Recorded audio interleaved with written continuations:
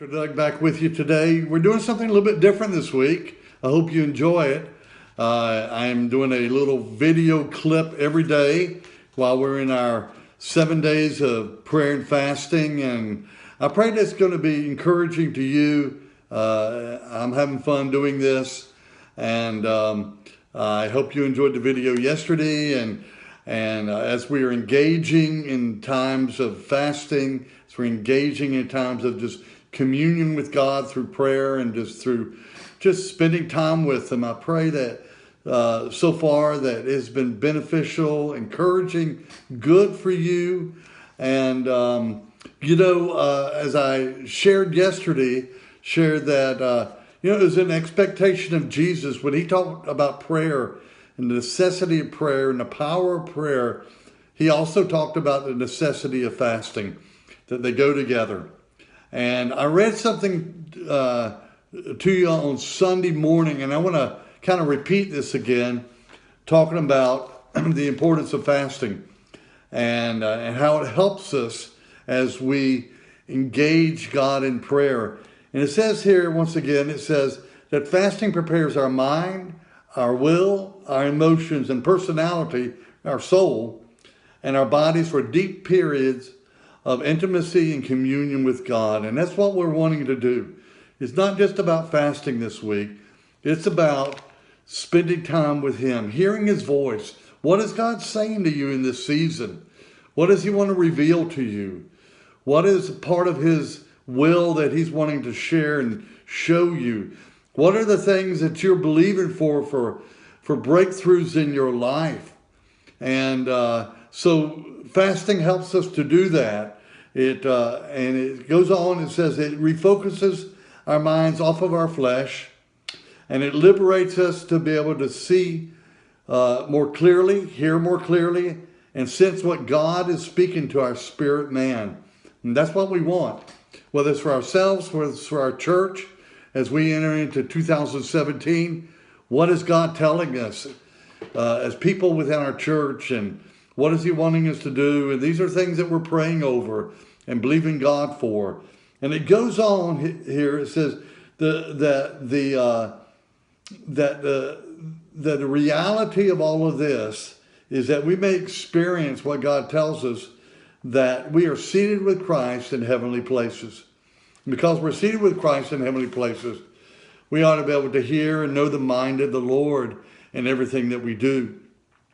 Yesterday we talked a little bit about, there was a passage in James chapter 5, and it said, and he prayed earnestly. And I pray that that's what we're doing this week.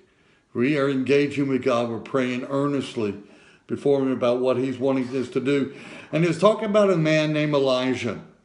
And we talked about in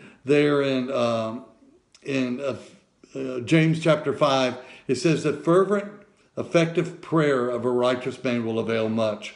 And then it goes on and says, well, Elijah was one of those men, and even though he had his prayer availeth much, he was just like us, no difference. Elijah was a prophet during the time of Israel where they were not really following God. They had followed after other things. They had filled their hearts with other things other than God. And God raised up Elijah and used Elijah to do some powerful things in turning the hearts of the people back to Him. Elijah was living in the midst of one of the most evil men during that time named Ahab. And he was it talked about in 1 Kings chapter 16. It says that Ahab was an evil king, and more than all the kings before him. Wow, he was not a good man. And he said that he surpassed all the evil before him. So can you imagine what that was like? And it was during that time that many of the prophets were killed and sought after and killed by Ahab. But God protected Elijah and many of the other prophets during that time. And so God comes to Elijah and He says, because of the hearts of the people, There's a declaration out of Deuteronomy, I believe, chapter 11, verse 13 and 17, that speaks that if the hearts of the people turn away from God and turn into idolatry, one of the things that God would do was withhold rain, that he would bring drought upon their crops and things like that. So it would get their attention, cause them hopefully to turn back to him. And so when Elijah prayed, he already knew what God told him was within the will of God. But Elijah prayed, and it says here that Elijah was a man with a nature like ours, in James chapter 5, verse 17 through 18. And he prayed earnestly that it would not rain, and it did not rain on the land for 3 years and 6 months. Wow, 3.5 years. And he prayed again, and the heavens gave rain, and the earth produced its fruit. What gave Elijah the confidence to pray this type of prayer? And I just want to tell you as I come back to you tomorrow, okay, I'm going to share that with you. You know, there were 3 things that allowed Elijah to be bold and confident, knowing that he was doing exactly what God wanted him to do. And we're going to talk about that tomorrow, okay? So be encouraged. Love you. We're praying for you. We're all praying together. And it's going to be a great week, okay? God bless you. We'll talk with you again soon. All right? Bye-bye.